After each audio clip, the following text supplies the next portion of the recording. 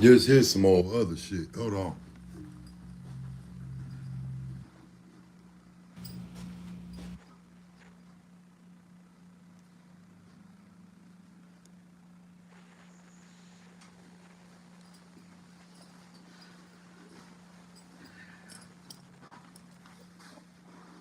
Let's hear some old other shit, bro. I gotta talk about. Oh, excuse me. Turn the sound up. Hey, it be women out here that be straight cap, Joe, front they move. Super tough. You heifers gotta stop that shit. Sometimes I gotta sit back and just be like, man, Joe, we'll be going through a bitch, man. She got problems at home or something. And you wanna just get slick and greasy with me? You know, this is just any of you females out there that try to get down on real niggas and all that extra shit, or you throw a threat out there, and you know damn well you don't know shit about no nigga to be that's what would be wrong with you hoes, Joe. You be throwing threats out there, involving motherfuckers. Then when a motherfucker get fucked up, missing, dead or something, it's on your bitch ass shit, real life shit. I don't take threats, you know, like that. When a motherfucker say some shit, one thing you must know, I'm family orientated. My family big than a motherfucker. Mama the baby of 10 kids, daddy the baby of 11. You make it make sense. I ain't, they ain't going. Them summer bitches everywhere. Motherfuckers got kids and all. So when you throw threats, you gotta catch yourself and think. Don't get caught up in that bullshit. And then all type of shit start happening after that. That shit not cool, Joe. You know, you hookers lose cool points doing shit like that. If you going through something at home, you need to put yourself in a timeout in the corner some motherfucking way and think about that shit.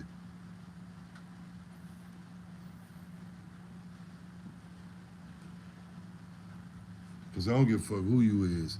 If it's a nigga that treats you right, that fuck with you on the level, like, you know, you can ask them for anything and they got your back, that's a good ass nigga. When you feel like you can say shit to this nigga, one or two things go through my mind.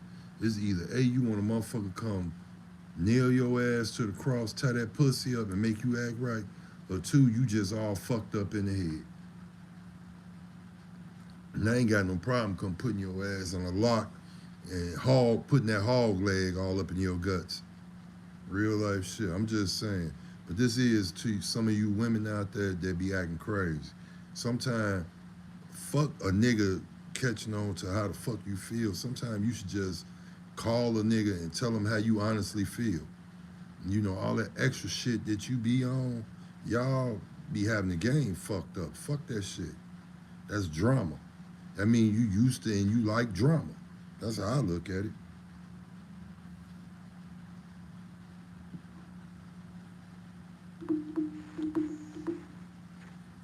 And and also, when you listen to shit that's not true, then that should have had you all fucked up in the head.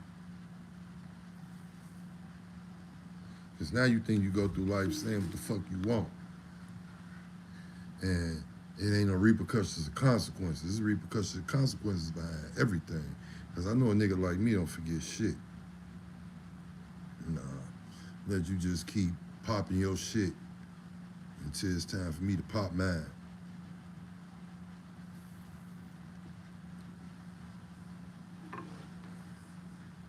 Now, to the women out there, you know, that don't be on all that drama and shit, I salute y'all to the utmost. Because it is some out there. I have met some of you females out there. Good people, good hearted. You know, you just run into the wrong nigga that just try to corrupt you or fuck your life up. You know, a nigga gonna be a nigga. Why you think they call niggas dogs? Because a nigga gonna try. And I'm not saying all niggas. There's some niggas out there that love hard.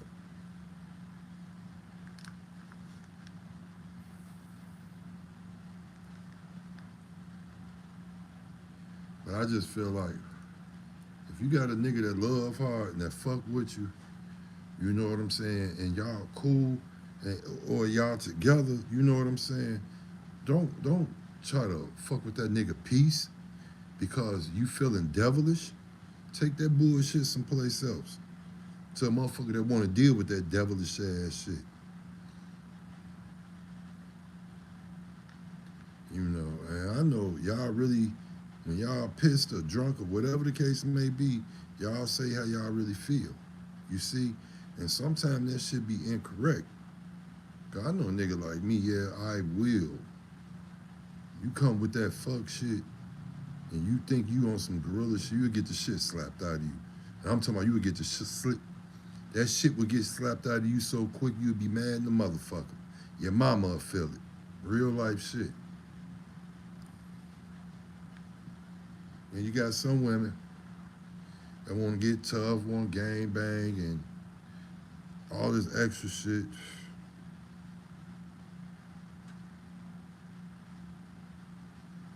Fuck out of here with that goofball ass shit. Motherfuckers really don't be knowing who they be talking to, Joe. Real life shit. Because again, like me, I ain't gonna say nothing to you. I'm gonna let you dig your own ditch. And then take the dirt that you dug and cover your ass with it.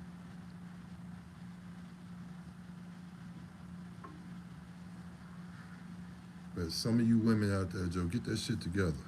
I know some women have PTSD, you know, schizophrenia, bipolar. I get it. You know, niggas be thinking bitches' life be easy. Motherfucker be giving birth to babies, carrying them motherfuckers for 9 months and gotta lay there stretched out, either getting a C-section or pushing that motherfucker up out that hole, stretching that pussy hole. And a baby head is big coming through a hole. And you think it stretches back, yeah, it closes. It don't go back. Cause once it get popped by that baby head, it's been one. Now she can contract and squeeze her muscles and all that shit when she want to make you feel good. But once that baby come through that hole, it's over with. That's why you gotta stop popping these hookers off. Or make them have a C-section. And them not good all of the time either. So, you know, I say for the women and I say for the men, but mostly for the women, because y'all start shit and don't realize y'all be starting bullshit. And that bullshit ain't cool. Blaming a motherfucker. This what kills me. In the same breath, a motherfucker fuck with you, but then in the same breath, a motherfucker always coming at you.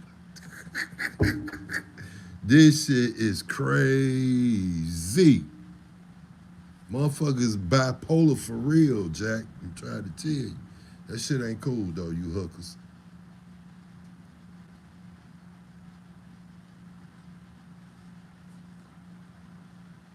My as hell, I got some cut water from 2 days ago. And I ain't scared, I really don't drink like that, but tonight I might pop one of them cans.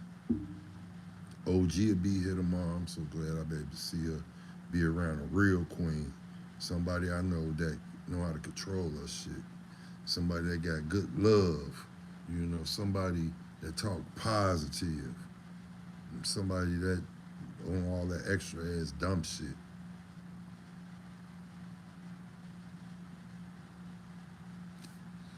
And look, cuz by the time you see this video, yes, I seen you calling, but I was on what I was on getting this live together.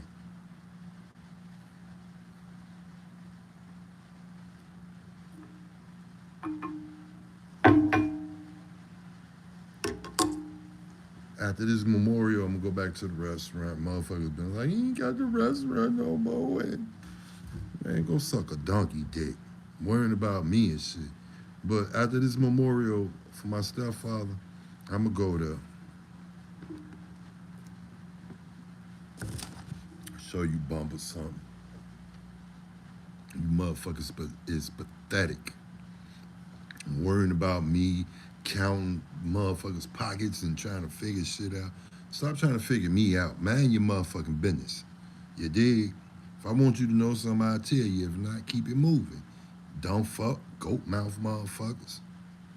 Straight up, Joe. Shit be pissing me the fuck off. Sorry, motherfuckers.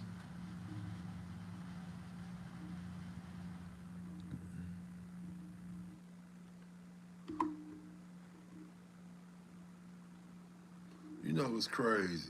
This popped up. Well, it was 59 an hour ago on Art of Dialogue. Gene Deal reveals Diddy knew Tupac would be shot at Quad Studio. I want to hear this shit. He know a lot of shit, man. Diddy security. Plus, they was in that gang. See, it was gangster rap. You understand? It was NWA. It was Ice Cube. The West Coast was putting that. It was Ice-T. They was putting that gangster shit down. Pac brought fun back into hip hop, where it was smoking blunts, drinking champagne, and fucking with the baddest girls that you could find, driving expensive cars, and dressing in designer clothes. He brought that into hip hop. And Big just took it to a whole nother level with the koozies and all this stuff like it, the way he did it. So they copied that template, and I said this a long time ago. They copied that template, you understand, and made Bad Boy what it was. And he just admitted to the stuff that I said a long time ago. But why do you think he hated Pop so much? I think that hate stemmed from wanting to be him, idolize him off, he idolized Tupac because you got to realize when a woman looked at Tupac, they probably wanted him. Puff wasn't getting that type of fever from girls. You understand what I'm saying? Puff had to use his money. Puff had to use his position in order to get women. Now, I've seen him with some bad joints. And I used to look at them like this, like, not on no hating shit, but like, you wouldn't be here if he wasn't puffed. If you still had no money, you would not be coming out of his room like that. And that's for real, for real. You understand? I'll be like, yo, because most of the time, I would walk some of them to the door, walk them to get their cabs or whatever like that. Or, take them down the street and get their cabs and everything like that. And I'd be like, I'd be laughing. I just kept a smile on my face when they gave me that shit. Because I know for a fact. Because he said it himself. He said, I don't know how to talk to women. I don't know how to talk to girls. You understand? I said, you don't have to know how to talk to nobody. You're a millionaire. You got it. So he was jealous of Pac because Pac ain't had to do that. Pac had that aura, you know what I'm saying? And he probably knew how to communicate with women. And most women who he talked to that said stuff, said about him. You understand? Like, if we talk about the whole incident of the Quad Studio shit, like in the documentary, they was talking about that, right? You know what I'm saying? They talked about the Quad Studio shit. But they didn't mention the fact, and they left it out, that Big and C's did not know that Puff and Andre Harrell was in Jimmy Henchman's office the day Pac got killed. I mean, the day Pac got shot at Quad Studio. Let me repeat that again so it don't get mixed up in the whole thing. They did not mention that Andre Harrell and Puff Daddy and Jimmy Henchman were all in the office together. Puff was on the office because he was trying to spy on Big them, because Big was writing the Junior Mafia stuff and Puff had his publishing. I told this to a couple of people before, I said it before, and you got people that's running with it like they knew the story in the whole 9 yards. You understand? They'll lie, you ask them, how do you know that? Who told you? They couldn't even tell you that. They'll tell you some lie, they did some kind of investigation, but it didn't happen like that. You understand? A superior smooth taste, worth playing. I don't have premium. Y'all don't want to help me. Y'all don't want to help Visit me. linkedin.com/jobs. Design you feel in every detail. Buick, except Old Spice Gentlemen. Old Spice. I've always been a gentleman. DJ? Son, what's going on in there? I'll be out in a few. Hours. Puff was there to spy on Big because he had owned Big Publishing. And Big had turned around, and the same people who helped Puff get Big Publishing told Big to turn and put Tatiana or put somebody else's name on his publishing or give it to Lil C's or whoever, this, that, and the third that he wrote for so he can get the money from it. So that's how that went down. So they was there to spy on Big. In the interim of being there to spy on Big, Jimmy Henchman told them that they finna show Pac, teach Pac a lesson. Because Pac had owed him some money. So that's why he was up in the studio and was coming to the studio. Pac owed him some money. He was gonna work it off and get some money from doing a song with Lil Sean. And that's what that was about. But Pac was talking greasy to Jimmy Henchman, and Jimmy Henchman wasn't the type of dude that you talk greasy to. Allegedly. Unless you 50 Cent. So Diddy knew what was going to happen to Pac. He knew Pac was about to deal with, yeah. He was there to see it. He was there to see it. He wasn't only there to see Big them when Jimmy Henchman told him that. He was there to see what's going to happen to Pac. He was there for that. Because had he not been there for that, he would have went up there in the office. He would have went to the studio or the studio session with Big them. He would have went to that studio session with Big them. He knew what room Big them was in. He didn't do that. He was there to see what was going to happen to Pac after Jimmy told him. And that's factual. Yeah, Kirk Burroughs, he also said that, he feels like, Diddy was behind Pac murder. Yeah. If Diddy played a part in that stuff, like he said, Kirk know where the money came from. I'm going to say this. They tried to, if you talk about the Vegas trip and the whole 9 yards, Kirk said that he paid for people to drive out to Vegas. You know what I'm saying? He said he paid for people to drive out of Vegas. I was heavily with Bad Boy at that time. I don't remember that part of it. You understand? I don't remember that part of it.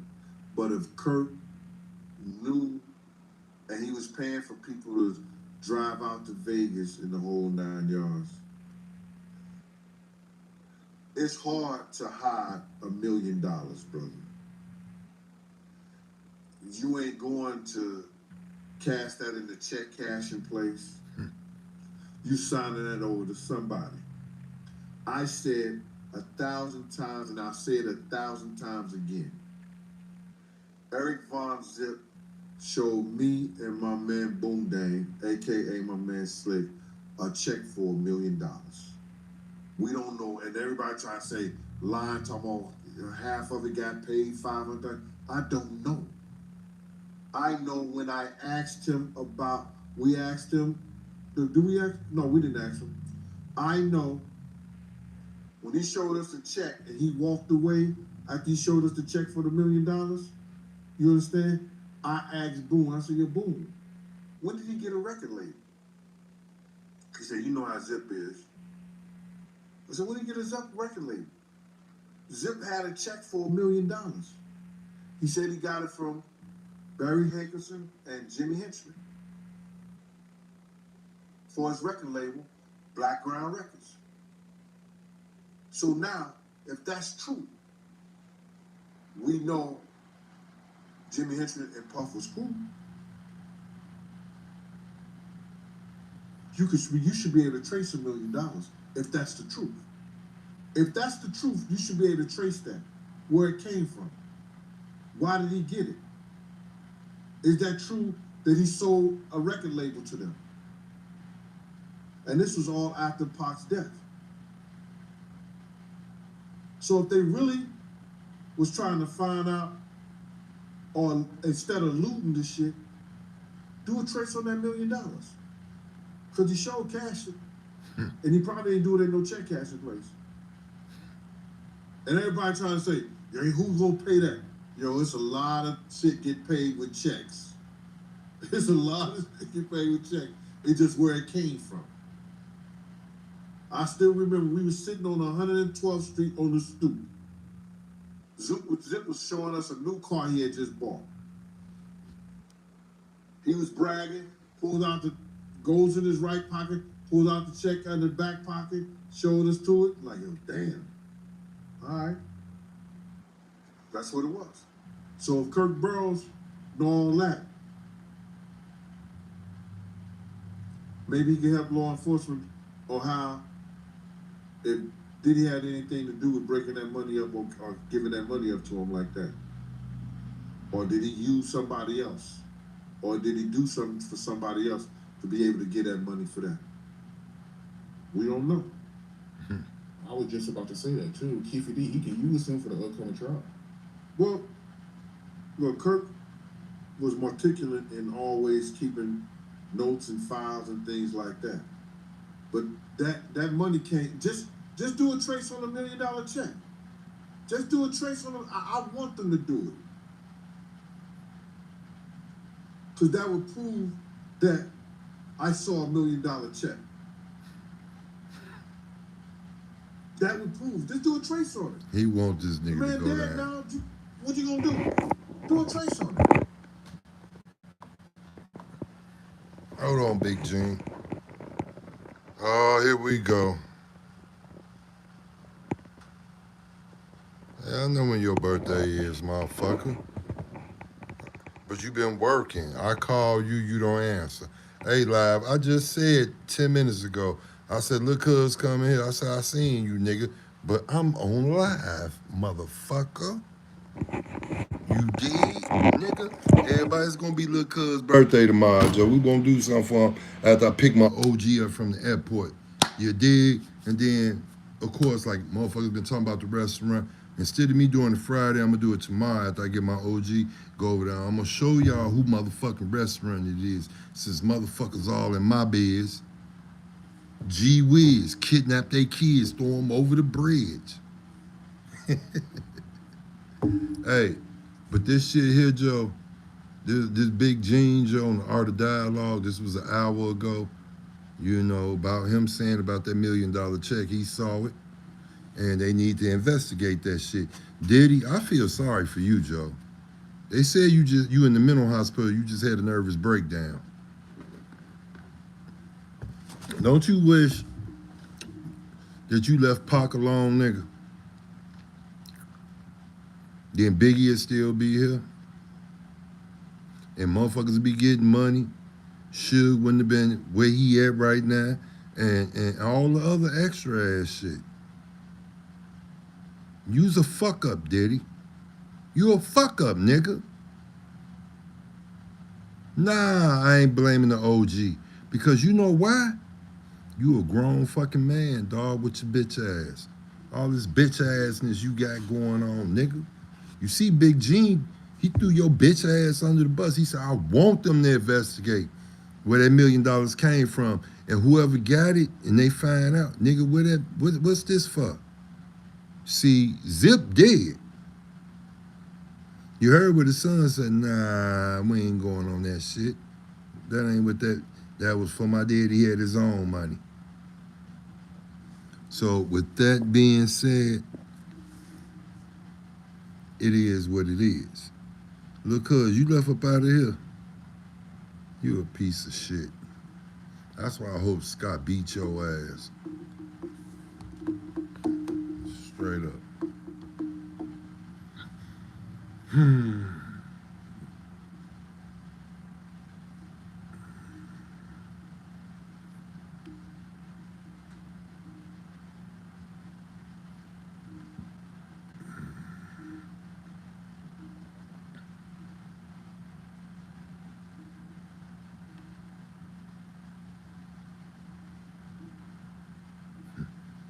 Hey, Choke No Joke is funny than a motherfuckers, yo.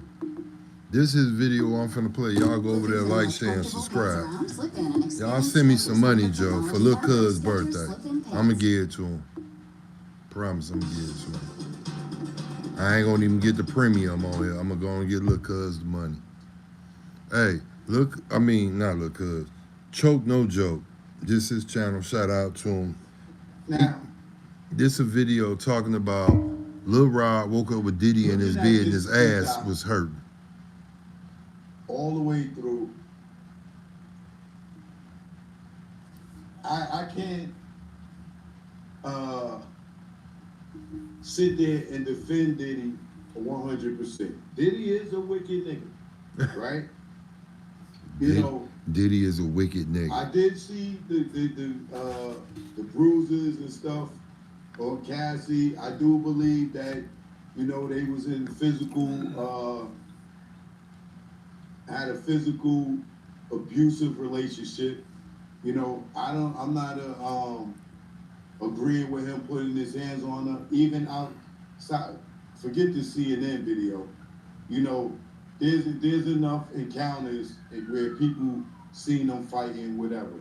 You know what I'm saying? And I'm not gonna give him a pass because of drugs. Because there's a lot of drugs shown in the documentary. I do believe he was getting high. You know what I'm saying? I do believe that people may have had spiked drinks and things of that nature because of Gene Squill letting it be known that he was aware that drinks was being spiked, and he still kept his job there, and that's what I'm talking about. He was law enforcement, knew that drinks was being spiked, and didn't report it. He was law enforcement, knew drinks was being spiked, and still continued to work there. Why? Because niggas don't want to give up the lifestyle.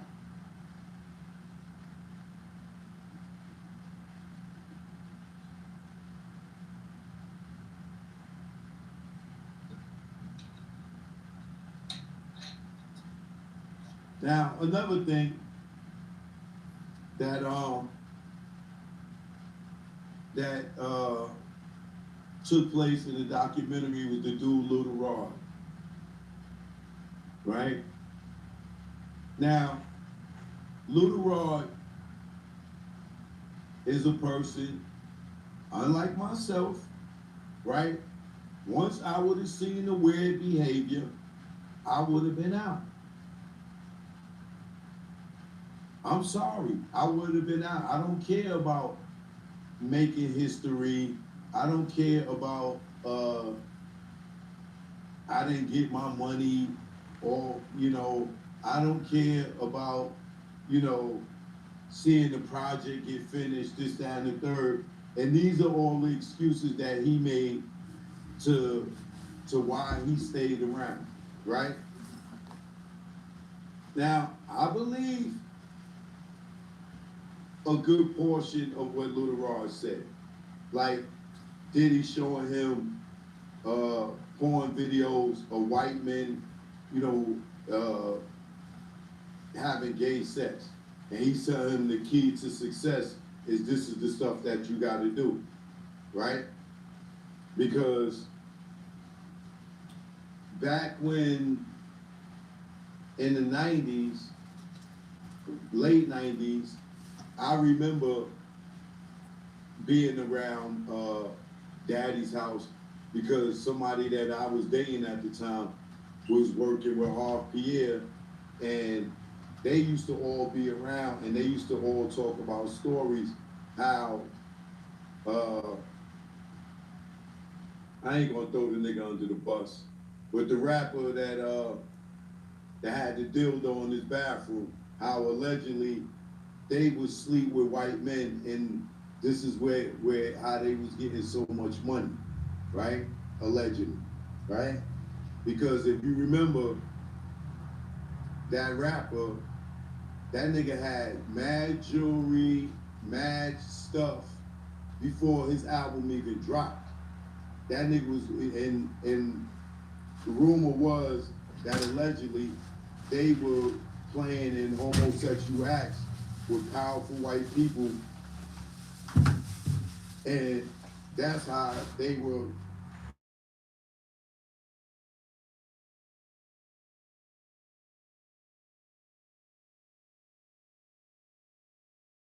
success.